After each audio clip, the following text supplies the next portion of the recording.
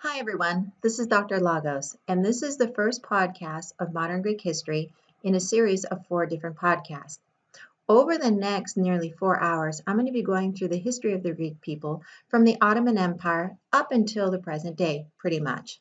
Your assignment for next week is to write an essay that talks about the Greeks from Ottoman rule until 1974. In addition, as you watch these podcast lectures, there are going to be a lot of different topics that I might be discussing that you might find of interest. Please keep these in mind as possible paper topics for your final research paper. Let's begin. So let's talk about this PowerPoint, the Greeks from Byzantium to Ottoman rule. What do we know about the Greek people? The Greek people were not a formal state. One cannot speak about a Greece until 1830. Up until then, the Greeks from Antiquity were part of either city-states, archaic civilizations, part of empires, but never part of a nation state. This was a relatively new concept that the Greeks were to be a part of. When you look at the map of Greece, there are different areas: Macedonia, Thessaly, Epirus, Central Greece, the Peloponnese, Crete, Dodecanese Islands, and Thrace. Each one of these areas had an ancient kind of past, ancient kind of identity. Yet what drew all of these individuals together? A relatively similar type of speaking and adoption and support of a Hellenic culture and a unifying religion, what we study today as mythology. What else do we know about this country? That it is on the Mediterranean, it incorporates the Aegean Sea, and it is a very warm climate, and it is predominantly mountainous. This tells us a lot about the Greek people and how they were forced to survive. Since you can see the map in your screen, 70% of the country is mountainous. Only 30% is arable, what people understand as being able to cultivate. Since there was such little amount of arable land in the area, the Greeks were forced to acquire the goods they needed to survive through trade. Thus, the shipping that the Greeks got involved in for thousands of years, and one of the first insurance tablets was found 2,000 years ago, was not because it was part of the Greek DNA, but rather circumstances and geography forced the Greeks to go look abroad in order to find the goods that they would need. What are some of the goods that the Greeks could produce?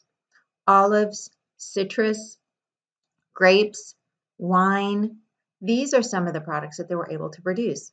As for meat and protein that they consumed, most of the Greeks really relied on seafood, and you could tell with the Aegean Sea that was a natural type of destiny for the Greeks, as well as sheep and goat, since there were not a lot of cattle, not a lot of cows in the lower areas of Greece.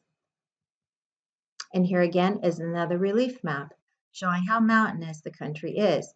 And it also helps you understand why in antiquity, without the technological advances of a large scale trade, that individuals were able to hop from one island to another to an island.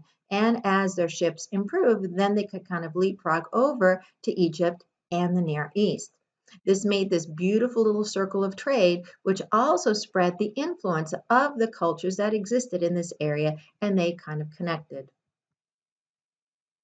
So the Greeks were part of city-states, they were part of empires, and after the Peloponnesian Wars, they were taken over by Alexander the Great, who incorporated them in his Macedonian Empire.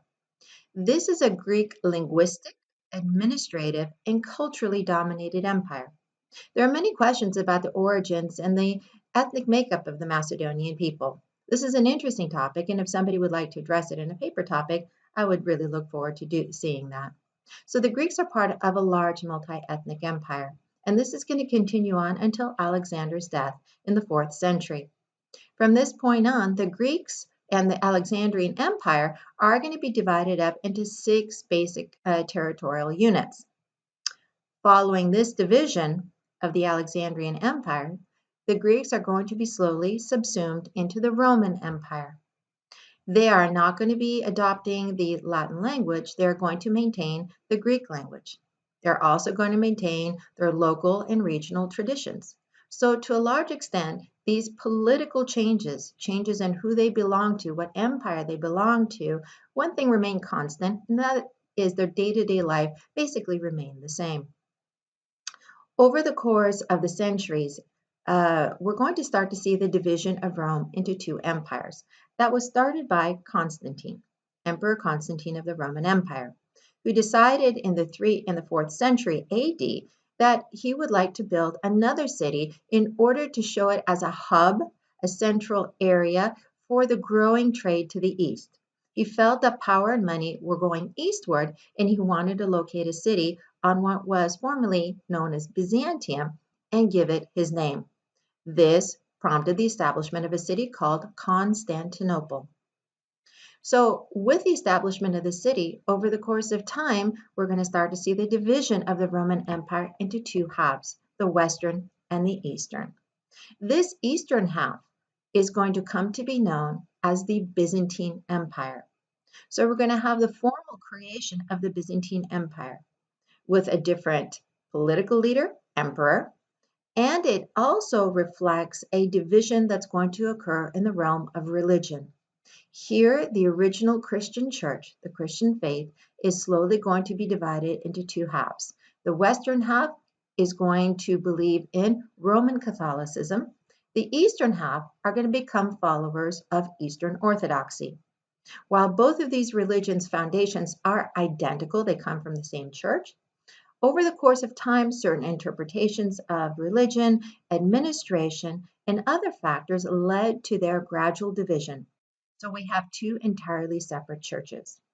What is interesting about the Eastern Orthodox Church, and this is again a really interesting topic for people to explore, is the fact that over the course of the centuries, we begin to see the church, the Eastern Orthodox Church, divided into smaller groupings. A Greek Orthodox Church, Serbian Orthodox Church, Bulgarian Orthodox Church, Russian Orthodox Church, and others. What does this reflect? Are they different beliefs? No. They are the same exact faith, exact same foundation. The only main difference is the use of a particular language and services. There may also be small type of particular regional differences, but nothing dogmatic, nothing theological. Thus, the Orthodox world is kept together, but the only difference is the religion that is employed in the services. This is significant as we go into the 19th and 20th centuries, as the church becomes either a pawn or gets involved in nationalist conflicts in the Eastern European area. We'll be talking about that later on over the area of Macedonia. So the Eastern Orthodox Church does take on linguistic divisions that the Western Catholic Church does not. Latin is going to be used up until Vatican II. So here's a really interesting difference. So the Byzantine Empire that was created by Constantine is going to be based on the economic power that he felt could be captured through the capital being in Constantinople. When you look on the map, you see the Black Sea, the Aegean Sea, and the eastern half of the Mediterranean. So for Constantine, he really felt that he had the hub of trade going to the east. And while he held that, the Byzantine Empire was a very powerful empire. A lot of money was coming in, which meant a very fortified city that would have a very strong military, and people could prosper doing what they do best. This is going to continue on for several centuries. By the beginning of the first millennia, so from 1000 on, we begin to see the Byzantine Empire facing growing threats coming due to various factors. One is we're going to start to see in the West the rise of trading cities and powers in Western Europe. One of these is Venice, and it's going to become a very powerful trading city and slowly begins encroaching on the trade agreements and trade altogether of the Byzantine Empire. A second factor that is going to lead to the weakening of the Byzantine Empire is going to come from invasions. This is not unique and solely targeting just the Byzantine Empire, as invasions did occur in Western Europe as well. These invasions were from the Slavs. They were also, and most importantly, from the Ottomans who migrated from Central Europe over into the West. It is going to be the Ottomans who are going to conquer the Byzantine Empire and take over most of the territory. So military threats. So we have economic threats, military threats, and finally, by the 12th, 13th, 14th centuries, and of course the 16th, the 15th century as well, there is severe political conflict The ruling factions, the ruling royal families are competing with each other, and every time there's a conflict, there always ends up being a weakening of the power. So the Byzantine Empire that started very auspiciously due to trade, due to various factors, by the middle of the 1400s was a weakening power. By 1450, what was the Byzantine Empire? Purely a city, and here is the crest and the flag of the Byzantine Empire. The Byzantine Empire in the 13th century, so the 1200s, so you could see how much it had shrunk. By 1450 and its defeat in 1453, the Byzantine Empire was only Constantinople and about 6 miles of land on the outskirts of the town. So it had shrunk dramatically. Here is Constantine XI, the last emperor. So it's interesting how you have one Constantine, Constantine I, the first emperor of the Byzantine Empire, and then the last empire to rule is going to also be a Constantine as well. This is a very fascinating campaign, the conquest of Constantinople. Books are written about it. Many primary sources exist on this topic, and many of which are translated. So Mehmed II, who was ruler of the Ottoman Empire, sought Constantinople as the future capital for his empire. Why was Constantinople such a privileged area? Is because of its location on the coast of the Aegean, of the Black Sea. It had a very kind of privileged geographical location that Mehmet really wanted. So he begins his campaign in May of 1453, and he succeeded in defeating the Byzantines. The conflict was so bloody that there are primary sources depicting blood running in the Bosphorus, hands and legs floating in the water. The entire city is depopulated, and Mehmet comes into the city. You can see the fighting going on here, Siege of Constantinople. Mehmet coming into the city on a white horse and goes into the Orthodox Cathedral of Saint Sophia, meaning Holy Wisdom, and turns it into a mosque, where it's going to stay a mosque all until the middle of the 20th century. From here on out, it's going to become a museum. This is another interesting topic to talk about religious locations and their different usages in time and arguments. Should the Ottoman frescoes be removed in order to show the Byzantine icons? What happens when you take one away from the other? So another really interesting topic for those of you who like art. So he comes in and converts Hagia Sophia into a mosque, a truly gorgeous mosque, adds minarets, and it becomes the hub of the Ottoman Muslim Islamic religion. So what happens to the Greeks? Do they forget? No, they don't. Neither do the Turks. And this has become a point of contention that continued all the way till 1991. In 1991, there was a soccer match that was organized for the island of Cyprus. You're going to be finding out in podcast 4 what happens to this island that is south of Turkey. It is one that both the Turks wanted to incorporate as well as the Greeks. And in this tug of war in 1974, a Greek military dictatorship decided to launch a coup to overthrow the Cypriot government. This turned out to be a complete disaster as Turkish forces were sent to the island, and it was divided as it has remained since then. Many European officials have tried to kind of sort it out and maybe reunify the island, come up with a permanent solution. The Annan Plan was one such attempt. And in the European bureaucracy, a few technocrats decided that perhaps if they organized a soccer game, maybe they could get some reconciliation to exist between the Greek Cypriots and the Turkish Cypriots. Unfortunately, just before the game begins, as you can see the players on the bottom, a couple of banners were unfolded. The first one says, "No comment." Let's take a look at a close-up of the second one. Istanbul since 1453. Mehmet II on his white stallion, and the caption, "Kill for you."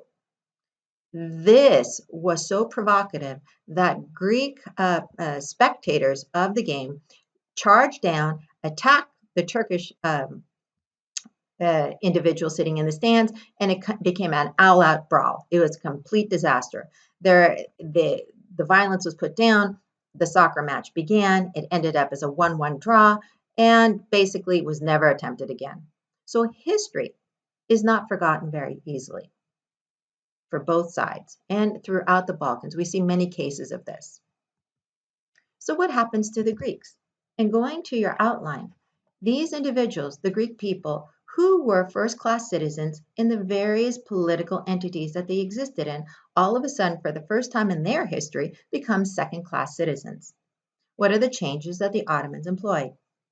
So the Greeks, like other minorities, non-Muslim individuals in the empire, were considered of secondary status.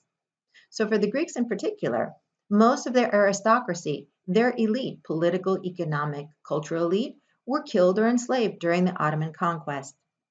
As a result of losing these very wealthy patrons, there was a decline in high art, something that we see in the Renaissance in Western Europe. There was a popularization of culture. So how do people express themselves? Through poetry, oral accounts, through music, through designing folk costumes, and even shadow puppets, traveling shadow puppet shows, karagyozi, for any individual who wants to take a look at that. There's a lot written on it.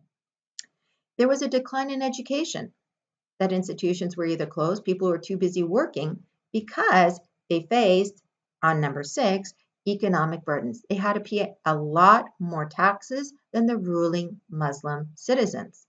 This became such a burden that children were forced to go work in whatever occupation the parents had, whether it be agriculture or fishing or taking care of sheep and goats. They all had to work together to be able to pay the taxes that were due to the Sultan. In addition, there was political disenfranchisement. The Greek people were not allowed, like other minorities, to participate in the Ottoman administration.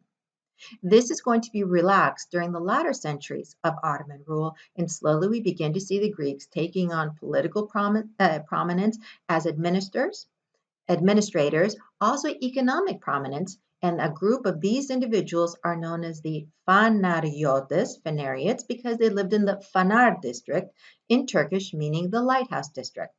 These individuals were incredibly prominent and had multinational corporations spanning the globe. One such family, the Rallis family, sold jute and had offices in India, in New Orleans, in Marseille, and other areas of the world, truly global and multi-million, and if not billions on our level or our understanding of money today. There was also legal discrimination, that if there's a conflict between a non-Muslim and Muslim, if they went to a Muslim court, that the non-Muslim's testimony was not equal to the Muslim testimony. You needed two individuals. So they were always kind of set down or on a second level to the Muslims in the empire. There was also social discrimination. You couldn't have too fancy of a house. You couldn't ride a horse. You could ride a donkey, but not a horse. Certain colors were privileged to the Muslim elite. One such color is yellow. And we have instances where Salim I, who is the Sultan, would go around the capital in disguise. And one day he happened to find somebody who was living on the street, a homeless person. And there was somehow, for some way, he was wearing yellow slippers. Somebody had given him slippers because he was barefoot. What does Salim do when he encounters this person leaning against the side of a wall in the imperial capital? He immediately ordered his execution. Why? Not for being a homeless individual, not for causing any disturbance, but because he violated the dress code and was wearing yellow slippers, which he was forbidden from wearing. So there is significant social discrimination on different levels. Finally, there was a decline in orthodoxy. No one except Muslims could proselytize. You can be converted to Islam, but you can never convert a Muslim. This would be punished by death. So many individuals throughout the Balkans were converted to Islam. There are accounts of people being forcefully converted. There are also many peaceful conversions to Islamic faith, whether due to people actually believing in Islam, saying this is the appropriate religion for me, or unfortunately for a more economic or political gains, that they would have to pay less taxes and social advancement could be guaranteed if you converted. So for the Greeks, being incorporated into the Ottoman Empire meant a severe decline. They are no longer first class or equal citizens. They had to pay more in taxes. Politically, socially, legally, they were discriminated. Yet they existed. And as the empire began to open up minorities into administration, here the Greeks are going to begin to rise up again. Through the Fanariotes that I mentioned to you before, Their wealth and their prominence resulted in them patronizing or providing finances for the establishment of schools, libraries, orphanages, and other cultural institutions. This allowed for many Greeks who, maybe one child out of an entire family would be able to get some semblance of an education, to learn the Greek language and to learn about the history. And this kind of reacquaintance with Greek history is something that connected the current Greeks, the Ottoman Greeks, to their illustrious ancient forefathers. In addition, it began planting the seeds of the thought of them reacquiring their political freedom. And this is going to be very significant as we enter the 18th century and the rise of the Enlightenment. The Enlightenment provided ideas of freedom and equality. And these ideas were so powerful, they launched revolutions around the world. Two of the most famous are the French Revolution and the United States Revolution. So we got here in the United States independence from the British Empire, and the French decided that they wanted to get rid of their king and have more of an equal, potentially, or theoretically, more equal type of rule. In the Ottoman lands and for any multi-ethnic empire, the ideas of the Enlightenment were terrifying to the leaders because they provided the philosophical and theoretical justification for a minority group to seek and acquire political independence, that they could govern themselves. So these ideas of the Enlightenment began to spread throughout the European continent and abroad. How did the Greeks get access? Beside the schools. And that comes from the rising trade individuals who are going to begin to flourish during the latter portions of the Ottoman Empire. As I mentioned to you, the Fanariotes, but also mid-level merchants. And a group of these mid-level merchants got together in Odessa in 1815 and decided that they needed to organize a revolutionary group to achieve Greek independence. This revolutionary organization is known as the Filiki Eteria, the Friendly Society. And of course, it was organized outside of the Ottoman Empire because if they were caught and found, they would immediately be put to death. So what did they do? These are merchants who said, we are rising in trade. We know we're connected to the ancient Greeks. We should be free. But for them, it's more of economic advancement, saying we will have more money coming into us. We're going to be first class citizens and we could become a powerful country on our own, separate from the Ottoman Empire. Interestingly enough, the Fanariotes, those multimillionaires who were sitting in the imperial capital, were not so crazy about the idea of a Greek revolution because they had their own ideas of advancement, and that was taking over the empire from within, securing all the elite positions so that there would never be any need to shed any blood, peacefully, economically, but a lot of power. So we have differences in opinion on how this is to occur. But for the Filikiateria, they disregarded the protests of the members of the Fanariotes and moved ahead with their organization. They were able to take advantage of the Napoleonic Wars that consumed the entire European continent and were able to trade with Napoleon. In addition to trading, say, goods such as cloth or food, they engaged in illegal gun smuggling, where they sold cannon, guns, gunpowders, all the needs for warfare, under the guise of covering them up with wheat and corn and cloth. This illegal gun trafficking secured them a huge profit margin, and thus profit was used to then buy ships, buy guns, buy other things that the Filikiateria thought were critical to organizing a Greek revolutionary bid. So they have money and they have ships, and they're trying to get supporters. And what do? They say we need somebody very important to head up the Friendly Society. And they decided to look to a Greek from the island of Corfu who happened to be working in Tsar Alexander of Russia's administration. His name was John Kapodistrias. And here on your outline, I have C3 using Kapodistrias' name to gain supporters. John Kapodistrias comes from a very, very well-educated family, knew many different languages. Unfortunately, Greek was not one of them, but was called in by Tsar Alexander to be the number 2 foreign affairs minister in the Russian Empire. So the Filikiateria thought that he was an ideal candidate, educated, had connections, and had a vast amount of administrative experience. However, when they approached him to lead the Friendly Society, Capodistrías did not give him a very positive response. In fact, he said, "Go home." Why would Capodistrías tell these individuals to go home is because since 1815, the Holy Alliance, Russia, Austria, and Prussia, sought to maintain conservative order on the European continent, and any thought of revolution was not acceptable to any of these leaders. For Capodistrías, who worked with one of these Holy Alliance individuals, he could not ever be able to be perceived as supporting a revolutionary campaign. Personally and privately, he supported Greek independence. Publicly, he could never admit to this. So he told the three leaders of the Filikiateria, "Go home, and when the Almighty God blesses your independence, then you shall have it. Don't tell anyone that you came to me. I will not repeat any of this conversation. Thank you very much," and go home. So the members of the Filikiateria were soundly rejected. Yet they decided to turn the situation around.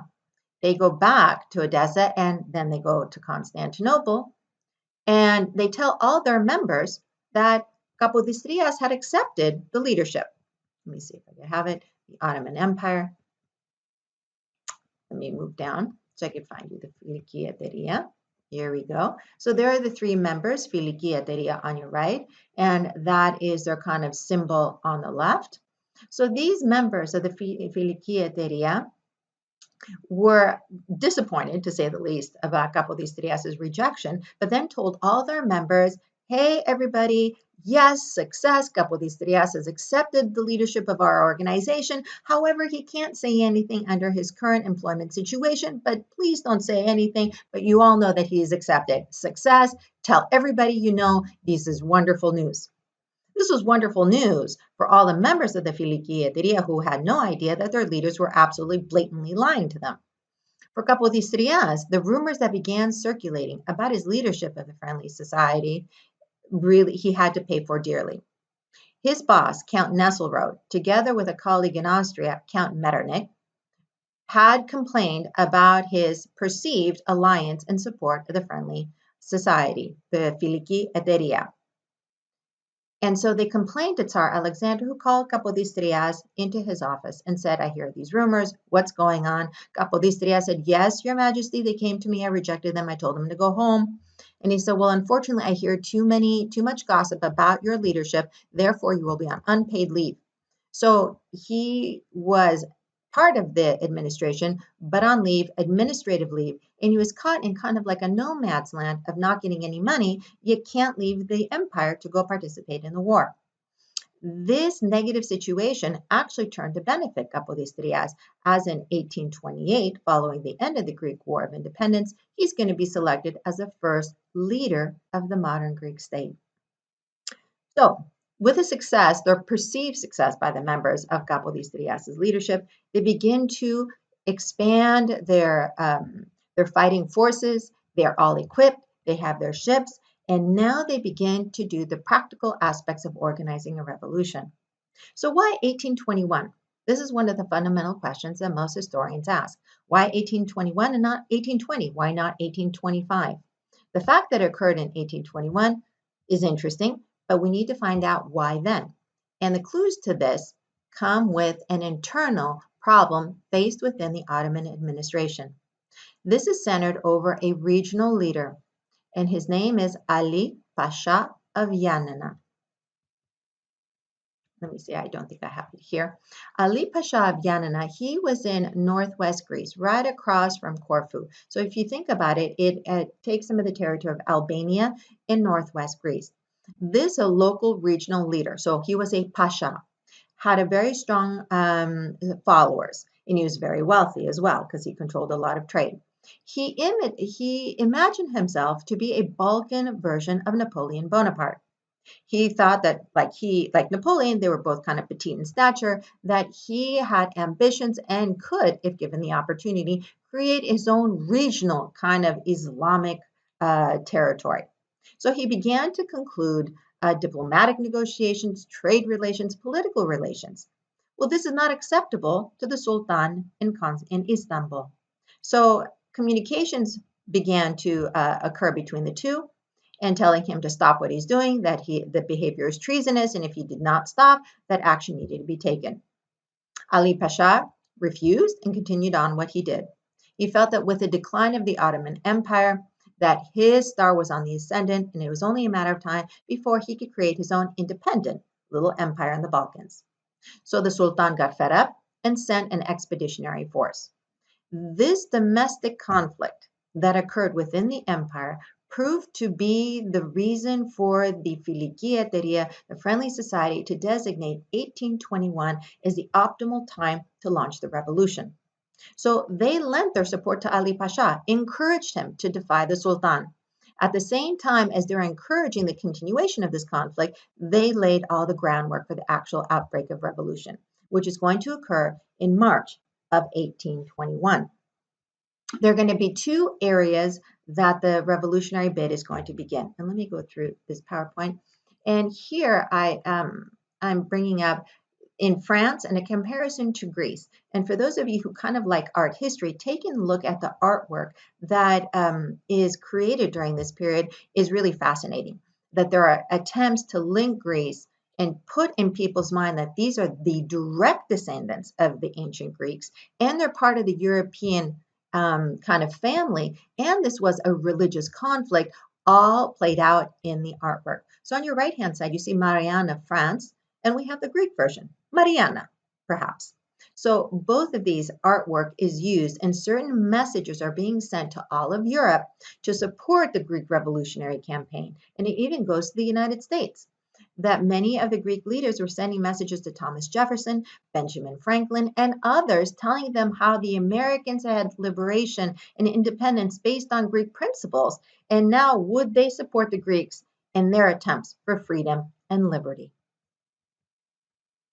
One of the very famous intellectuals during this period is Adamantios Korais.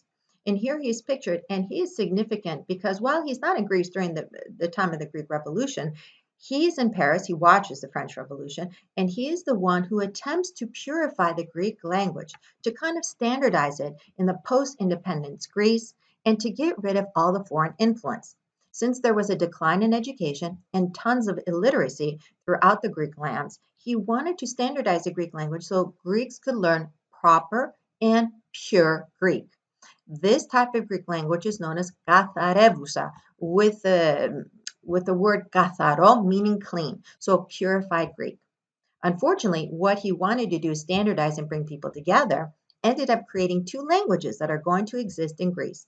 And there's going to be even conflict politically, literary debates, but even violent conflict. So the issue between what is spoken every day by the people and this purified Greek that becomes rather elitist is an interesting topic to address.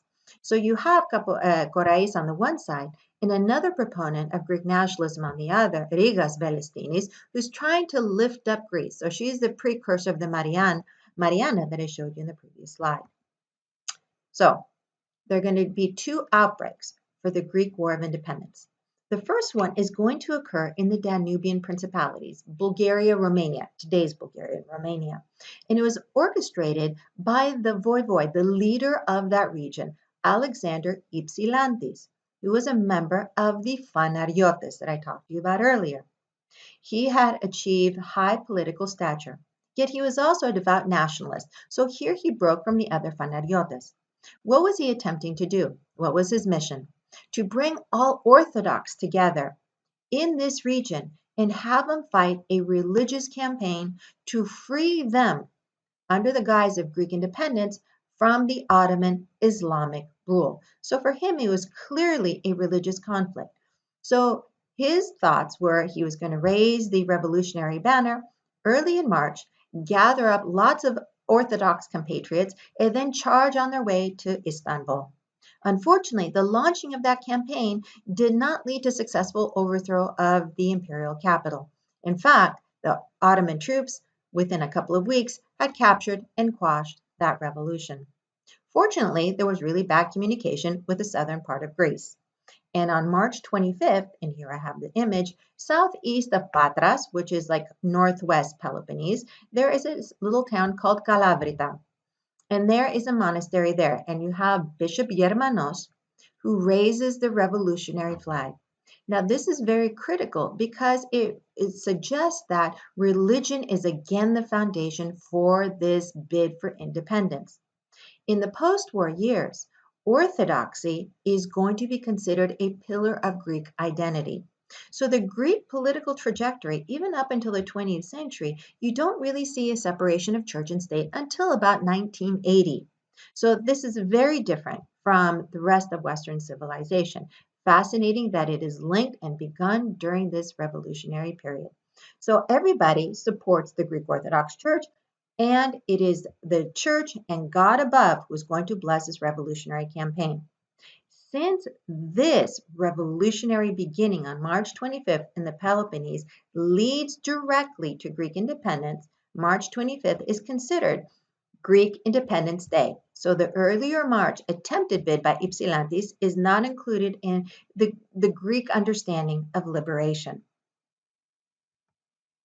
Here is another image, revolutionary one. And here we have Jesus Christ and his angels blessing, supporting, and helping the Greek revolutionary fighters. Theodore Kolokotronis, one of the most well-known Greek revolutionary fighters who existed during this time. And there were many different primates, that's what they're called, revolutionary fighters, individuals who had a lot of power in their local areas. Either they began to own a lot of territory in the declining years of the empire, so they were very prominent and helped organize the revolutionary campaign in the various areas. So Kolokotronis and his descendants actually live here in Sacramento, one branch of them, and they look a lot better than these images here.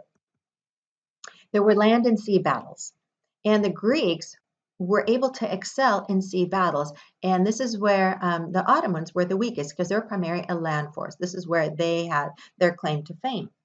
So the first couple of years of the Greek Revolution were very successful for the Greeks. They started capturing, liberating areas, but by 1823, 1824, things started to turn rather south for the Greeks.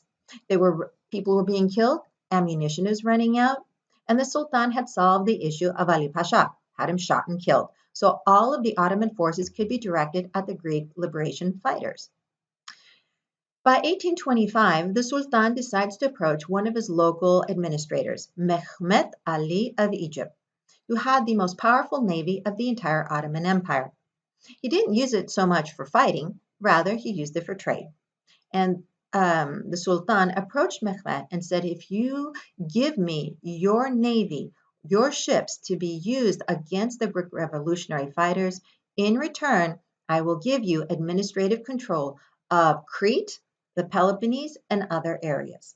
This was a deal that was requested of Mehmet Ali. Mehmet accepted and gave his ships. He gave his ships under the leadership of his son, Ibrahim Pasha. So Ibrahim, who was ruthless, savage, and had total warfare on his mind, took the ships, embarked on Crete, and began pillaging and fighting the Greeks. This led to the very quick defeat of Greeks throughout many areas. By 1826, the situation was rather dire for the Greeks. Many of the leaders throughout the European capitals were trying to pressure the leaders, saying, please give us assistance for the Greeks. We've been fighting for 4 years now, for 5 years now. Please offer some sort of assistance. Even they were petitioning the United States government. By 1826, these leaders had kind of acquiesced, and 3 countries decided to take leadership to try to get an end to this conflict: Great Britain, France, and Russia. These 3 countries are going to be known as the Great Powers.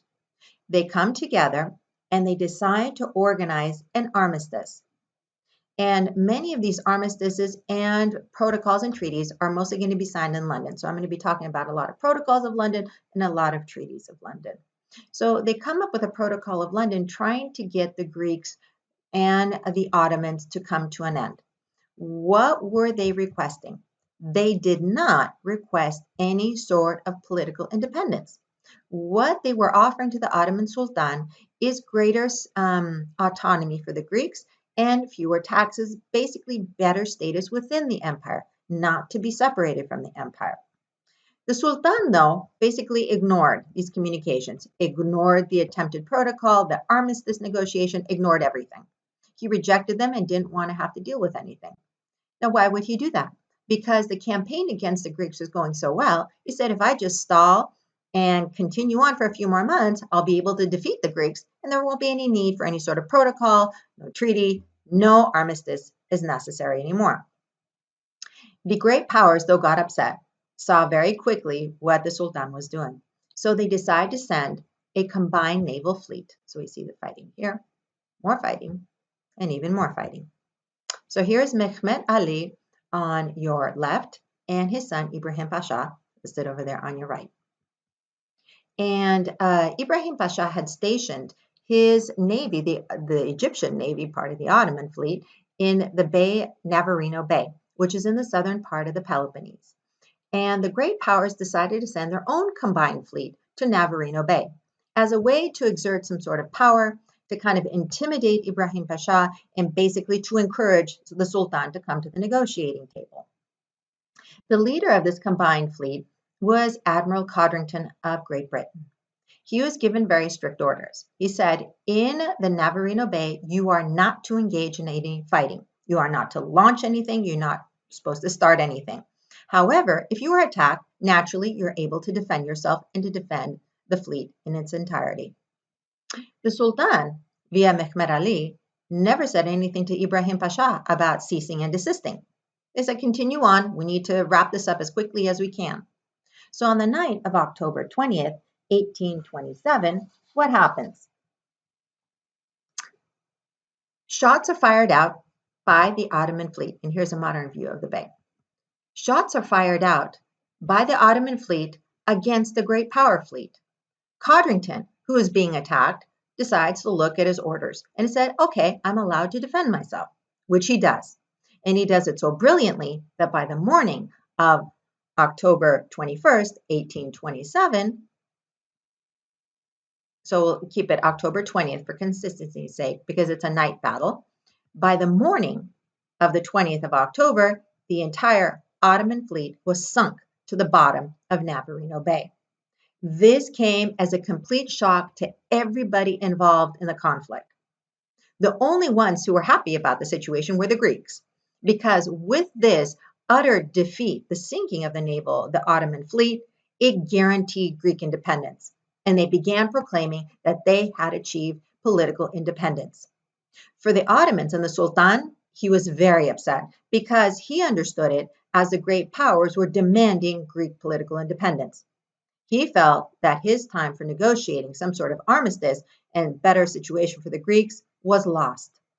For the three great powers, they were also surprised and dismayed because they too understood that this defeat was being interpreted as Greek independence and they could not go back on it. The one who was most upset in this entire scenario was King George of England, who immediately brought Admiral Codrington back to London, demoted him for not following his orders properly, and demoted him and sent him to Tunisia, where he spent the rest of his military career. A very kind of sad end to an individual who was so pivotal to Greek independence. So therefore, Greek independence was not a predestined conclusion, not something that the great powers sought. The only ones who really sought Greek independence were those who were fighting on the land. Yet due to circumstances and the sinking of a fleet, the Greeks were able to get independence. In 1828, the selected leader of an independent Greece, Ioannis John Kapodistrias, is proclaimed president of Greece.